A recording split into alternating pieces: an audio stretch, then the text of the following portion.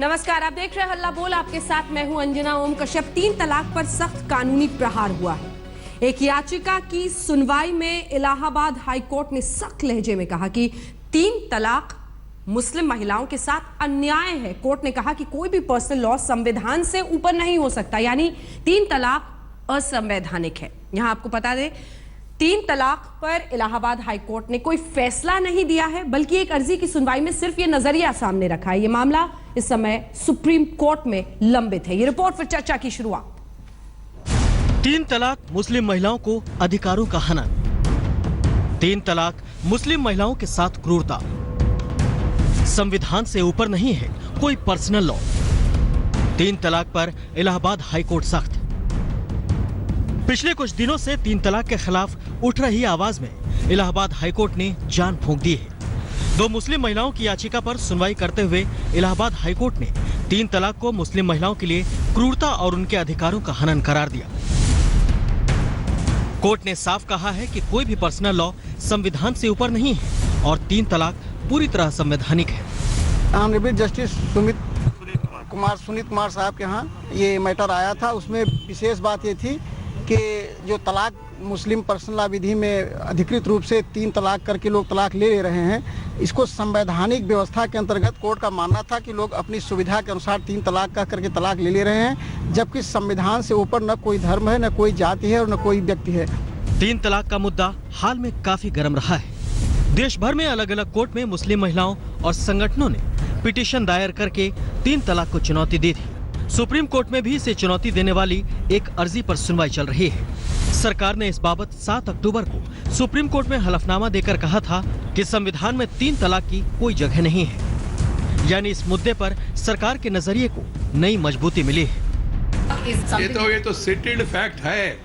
संविधान सुप्रीम है और उस मजहब से भी सुप्रीम है, और मजहब जो भी है वो एक विश्वास है, मगर कानून और संविधान के तहत बनाया, उसको सब लोग स्वीकार करना चाहिए, पालन करना चाहिए।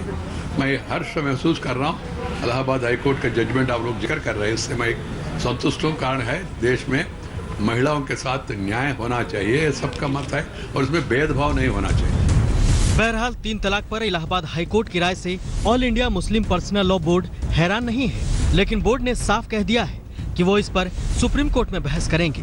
हालांकि ऑल इंडिया मुस्लिम महिला पर्सनल लॉ बोर्ड कोर्ट के नजरिए का स्वागत कर रहा है। एक संविधान के आधार पर चलने वाले देश में मजहबी मान्यताओं और कानूनों की कितनी जगह मिले, इलाहाबाद बोर्ड हाई कोर्ट ने अपने नजरिए में इसे साफ कर दिया है। जाहिर है सुप्रीम कोर्ट में जब इस पर सुनवाई होगी तो गंभीर चर्चा होगी, लेकिन इस पूरी चर्चा में अच्छी बात यह है कि मुस्लिम समाज के भीतर से 3 तलाक के खिलाफ आवाजें उठ रही हैं। ऐसे में इन आवाजों को बहुत दिनों तक खामोश रखना किसी के लिए भी मुश्किल होगा। इलाहाबाद से विमल श्रीवास्तव के साथ अनंदिया और हिमांशु मिश्रा, दिल्ली आज तक। सवाल यही है कि क्या सत्ताधारी पार्टी की जो लाइन है उसको शह मिल रहा है, या फिर कानून ने जब ये बात सामने रखी है तो सबको उसका सम्मान करना चाहिए, या फिर मतभेद जब सामने आ रहे हैं तो बीच का रास्ता कैसे निकले। इसी पर हम चर्चा करेंगे। कई खास मेहमान हमारे साथ इस चर्चा में जुड़ रहे हैं। सबसे पहले आपका परिचय उनसे करा दें। सिद्धार्थ नाथ सिंह जी, राष्ट्रीय सचिव भारतीय जनता पार्टी के हमारे साथ जुड़ गए हैं। मीम अफजल साहब, प्रवक्ता कांग्रेस पार्टी के हमारे साथ जुड़ गए हैं। राकेश सिन्हा जी, संघ विचारक, हमारे साथ स्टूडियो में हैं। हमारे साथ मकसूद अल हसन काजमी साहब, जो कि चेयरमैन है इमाम काउंसिल ऑफ इंडिया के, वो स्टूडियो में है। मौलाना मोहम्मद साजिद रशीदी साहब, जो कि प्रेसिडेंट है ऑल इंडिया इमाम एसोसिएशन के, वो हमारे साथ हैं। जफर सरेशवाला जी, chancellor of Maulana Azad national Urdu university, हमारे साथ हैं। जाकिया सुमैन साहब, जो कि दरअसल मुस्लिम महिलाओं के साथ एक एक्टिविस्ट हैं और इस पूरे मामले में पिटिशनर रही हैं, वो हमारे साथ सीधे जाकिया सुमैन साहब इस वक्त अहमदाबाद से जुड़ गई हैं। मुफ्ती मंजूर जी रजा अकेडमी के हमारे साथ जुड़ गए हैं सीधे मुंबई से। शाइस्ता अंबर, जो कि प्रेसिडेंट है AIMW women personal law board की, वो हमारे साथ जुड़ गई हैं। एक लंबा चौड़ा पैनल इसलिए है क्योंकि हर तरह की बात कम से कम सामने आनी चाहिए। मैं सबसे पहले आपके पास आना चाहती हूँ रशीदी साहब, और ये पूछना चाहती हूँ कि क्या गैर संवैधानिक है ट्रिपल तलाक? कोर्ट ने सही नजरिया रखा है? देखिए, ये नजरिया कोर्ट का अच्छा नहीं है। क्यों अच्छा नहीं है? चूंकि मैं मानता हूँ कि हमारे देश का एक कानून है, लेकिन उसी देश के कानून ने हमें मजहब पर आज़ादी के साथ अमल करने की एक छूट दी है। आड़ तो नहीं दिया ना? नहीं आड़ तो नहीं दिया कि उसमें छिपकर आप महिलाओं के साथ अत्याचार करें? नहीं, देखिए मैं एक चीज और बता देता हूँ, ये जो लफ्ज मेरे हनन, सवाल का जवाब दें। ये लफ्ज हनन जो आता है ना, इस संविधान वही ने बता रहा हूँ, वही बता रहा हूँ। संविधान ने सर अत्याचार नहीं है ये। आपको नहीं, मजहब को आड़ बनाने का अधिकार ये तो नहीं अत्याचार दिया। नहीं है और हनन भी नहीं है। देखिए हनन वहां होता है जहां उसको हक हो। औरत को तलाक का हक है ही नहीं, तो हनन कहां से आ गया? ये तो सिर्फ मर्द का हक है इस्लाम के अंदर, तो औरत का हनन का तो कोई मतलब ही नहीं बनता। इसलिए मैं ये कहना चाहता हूँ क्यों नहीं है औरत को ये हक, क्यों नहीं है? औरत को हक नहीं, इस्लाम ने नहीं दिया उसको। इस्लाम बहुत सारे हुकूक औरत के पास हैं, तो संविधान खुला का चलेगा हक ना, उनके पास है, फिर खुला का हक संविधान उनके चलेगा पास है। ना, उसको बराबर के अधिकार मिलेंगे, नहीं, ये संविधान देखिए बात सुनिश्चित सुनिए, करेगा। जहाँ हिंदुस्तान के कानून, हिंदुस्तान के कानून और इस्लाम के कानून को एक साथ मत जोड़िए आप एक आप। बात हिंदुस्तान के कानून में बराबरी हो सकती है, लेकिन शरीयत के कानून में बराबरी जहां है वहां है और बराबरी से भी ऊपर है, लेकिन यहाँ नहीं है। मैं इनको इतना ही कहना चाहता हूँ हाँ। कि 110 देश हैं जहाँ पर या तो इस्लाम मुस्लिम मेजोरिटी में है या सबस्टांशियल नंबर में है। उन्होंने मुस्लिम पर्सनल लॉ में सुधार किया है। 22 देशों ने तलाक पर प्रतिबंधित किया है। नहीं, तो आप प्रतिबंध सुनिए, नहीं, मेरी बात सुनिए, प्रतिबंध नहीं, अरे मेरी बात प्रतिबंध नहीं, मेरी बात पूरी कर दीजिए। उन्होंने प्रैक्टिस अरे, पर प्रतिबंध अरे आप लगाया, सुन तो लीजिए, प्रैक्टिस पर प्रतिबंध सुन तो लगाया। लीजिए, सुन तो लीजिए। और प्रैक्टिस पर प्रतिबंध हमारे सुन तो यहाँ भी लीजिए। है। एक अंजना जी जो समस्या उठ रही है, जेडे अंसारी ने संसद में जस्टिस चंद्रचूड़ की आलोचना की थी कि he is too little to interpret the Islamic law, जबकि चंद्रचूड़ ने साहबानों पर फैसला देते समय इस्लामिक लॉ का इतना अध्ययन किया था, उनकी इतनी तारीफ हुई थी अंतर्राष्ट्रीय स्तर पर। एक और आज फारूकी साहब को मैं सुन रहा था, उन्होंने जज की आलोचना की, न्यायाधीश की आलोचना की। मैं दो बातें हैं करके अपनी बात समाप्त करता हूं।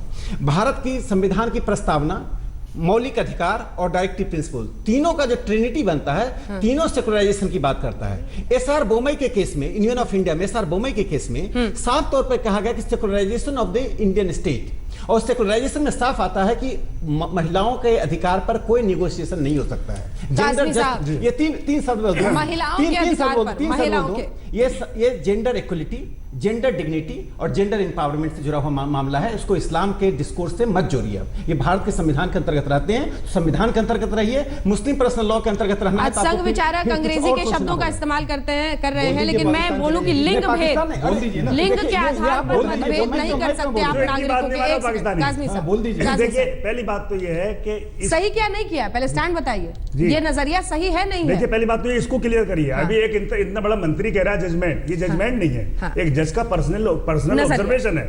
और जिस तरह से जज ने पर्सनल ऑब्जर्वेशन किया, मैं भी ऑब्जर्वेशन कर सकता हूं कि जुडिशरी को आरटीआई के अंदर आना चाहिए। दूसरी बात यह है कि उन जज साहब को इस्लाम की नॉलेज इतनी नहीं है। कैसे आप कहते हैं? ये कैसे आप उनको इस्लाम की इतनी नॉलेज नहीं है। सर्टिफिकेट कौन देने वाले हैं? सच्ची बात तो ये है, सच्ची बात तो ये है कि उन जज साहब को इस्लाम की नॉलेज, उन जज को ये बहुत से जज ये कहते हैं कि चार औरतों को काज़मी साहब कह रहे हैं कि जज को इस्लाम की जानकारी नहीं है, और यही आरोप लगभग हर कोई कर रहा है।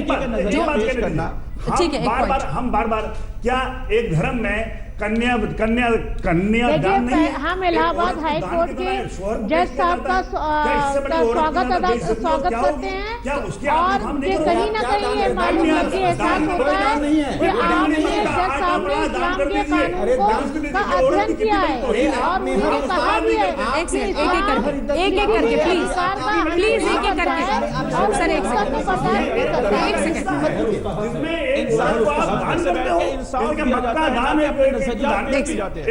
कर दिया आपने, ये हैसियत बना दी। तो आपको कन्यादान से तकलीफ है? एक सेकंड प्लीज, सभी चुप हो जाएं। तो आपको कन्यादान से तकलीफ है? काज़मी साहब, वहां पर औरत की इंसल्ट की जा रही है, उसकी तौहीन की जा रही है। तो इस्लाम में शादी बराबर एक दोनों का, मियां बीवी दोनों का एक पैक्ट होता है, वहां दान नहीं दिया जाता। सर, ये खुद ही कह रहे हैं कि महिला को ये हक ही नहीं है डिवोर्स का, तो ये फिर तो गैर बराबरी है ना? देखिए, वर्ड बदले हुए हैं। तलाक की जगह औरत को खुला का हक है, और खुला का भी मतलब सेपरेशन है, और तलाक का भी मतलब सेपरेशन है। दोनों तरह से सेपरेट हो सकते हैं। अब आप मुझे ये डिबेट सबके पास ले जाने दीजिए प्लीज।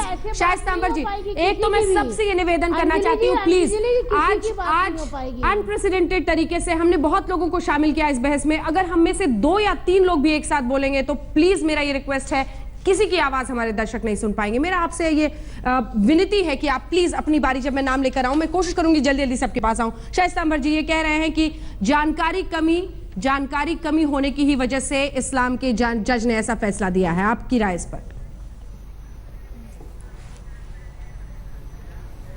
मैं इस बात को नहीं मानती हूँ, क्योंकि जो जज बैठाले जाते हैं और बड़ी जिम्मेदारी से वो बात कहते हैं, और इलाहाबाद के हाई कोर्ट के जज साहब ने ये बात कही है कि 3 तलाक कूटता है और इस्लाम भी इसकी इजाजत नहीं देता।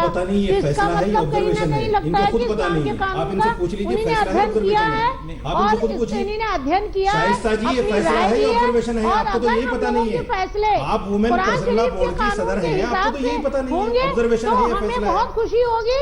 हम कुरान शरीफ के कानून के हिसाब से और संविधानिक आप तरीके स्वागत से कर रही है, फैसले का फैसला तो है ही नहीं ये फैसला है ही नहीं, कहाँ है ये फैसला नहीं है, ऑब्जर्वेशन है खाली। करो उनकी एक सोच थी जो उन्होंने बताई है। वही फैसला मान लीजिए ना, कैसे मान लेंगे फैसला? ठीक है, एक सेकंड इससे पहले कि अब बहस को मैं अन्य लोगों के पास ले जाऊं, एक सेकंड रशीदी जी, जब वो बोलना शुरू कर रही थी तो आप हंस रहे थे, क्यों हंस रहे थे? मैं इसलिए हंस रहा था कि जैसे वेंकैया क्योंकि नायडू महिलाओं की आवाज, जब मुस्लिम महिलाओं की आवाज सामने आती है और वो आपके फैसले का विरोध करती है तो आपको उन पर हंसी आती है। मैं इसको बहुत बड़ा अपमान मानती हूँ और मैं आपसे ये रिक्वेस्ट करूंगी कि मेरे शो के दौरान आप मेरे किसी गेस्ट पर कम से कम हंसे ना। वेंकैया नायडू जी ने जब फैसला कहा तभी मुझे हंसी आई। जितना आपको अपनी राय महत्वपूर्ण लगती है उतनी ही हमें उनकी भी राय महत्वपूर्ण लगती है। जब फैसला कहा तभी मुझे हंसी आई। इनको नॉलेज नहीं है। शाइस्ता जी ने जब इनको फैसला कहा मुझे हंसी आई।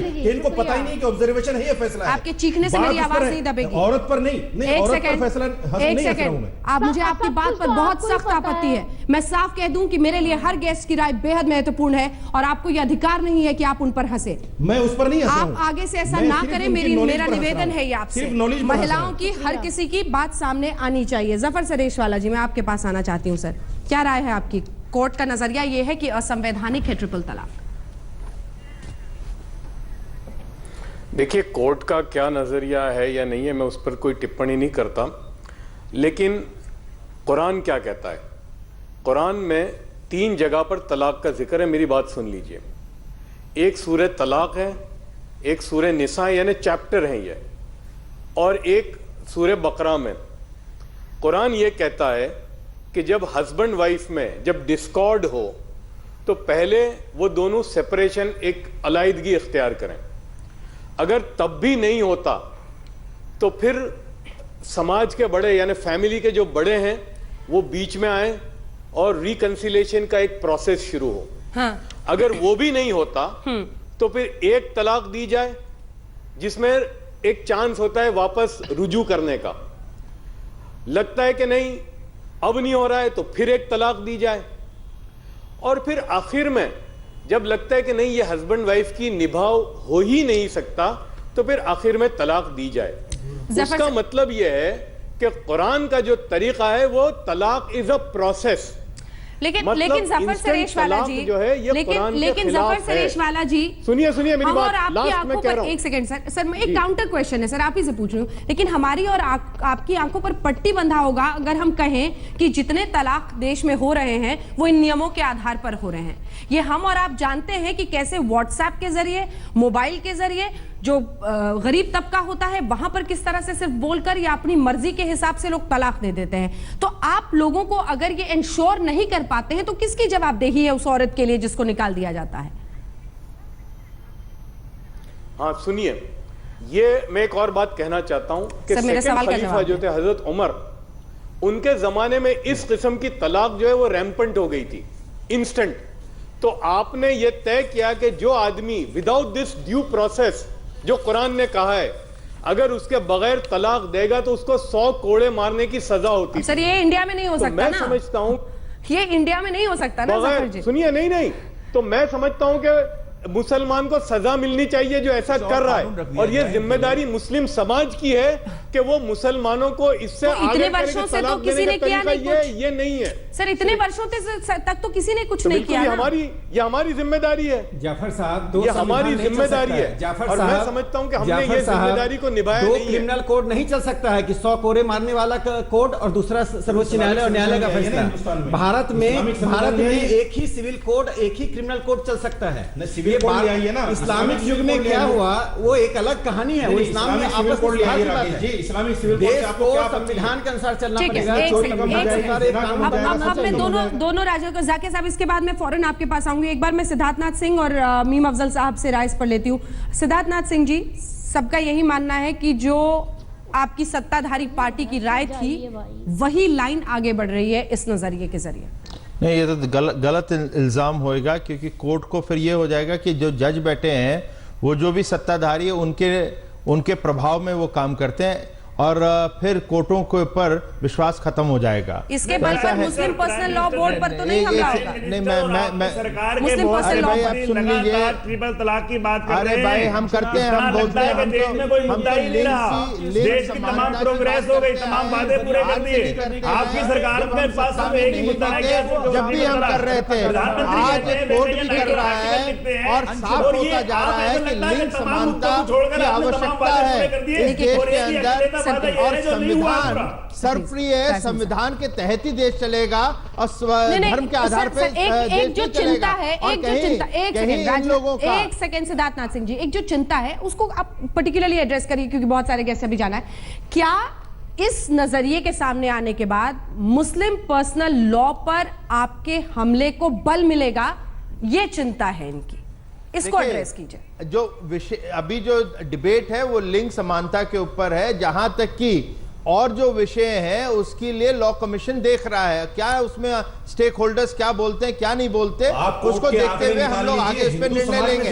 मगर जहां तक की जो सवाल है इन लोगों से मैं पूछना चाहता हूं, क्या आप लोग के यहाँ आप शरीयत के आधार पर कोई रेप करता है, बलात्कार करता है या चोरी करता है, क्या आप उसको कोड़े मारते हैं या उसके हाथ पैर काटते हैं पब्लिक में? वो आपका शरीयत लॉ कहता है। उसमें तो आप कहते हैं कि जो संविधान कहता है, कॉन्स्टिट्यूशन के अंदर जो क्रिमिनल लॉ है उसके तहत आप लोग चलेंगे। तो आपके दोहरे मापदंड है, इसको तो आप ये पॉइंट आपने कह दिया है, ये पॉइंट आपने कह दिया मीम अफजल जी। और आप महिलाएं, वो मुस्लिम महिलाएं हो या हिंदू महिलाएं, उनके अंदर अंतर कैसे हो सकता है? हिंदू महिलाओं की भी बात कीजिए ना, आप सिर्फ मुस्लिम महिलाओं की बात क्यों करते हैं? आपकी पार्टी मुसलमानों की बात क्यों करती है? हिंदू की भी बात कीजिए। आप इस देश महिलाओं को जो डोरी के नाम पर चलाया जाता है, हर रोज कोई सैकड़ों औरतों को इस देश में चलाया जाता है, उस पर आपका धर्म है। डाउरी तो बैंड है ना, कानून है ना डाउरी के खिलाफ। ऐसे बैन से क्या फायदा? बस संविधान के तहत आप लोगों को चलना पड़ेगा, ये भी ठीक है। एक सेकंड, सेकंड, एक मीम अफजल जी जल्दी से आपकी प्रतिक्रिया, जिसके बाद मैं जाके जी के पास जाऊंगी। धर्म का ढिंडोरा बहुत पीट लिया आप लोग ने। देखिए अंजना जी, बहुत जल्दी की बात नहीं हो सकती, बहुत अहम विषय है, बहुत अहम विषय है। देखिए जो ट्रिपल तलाक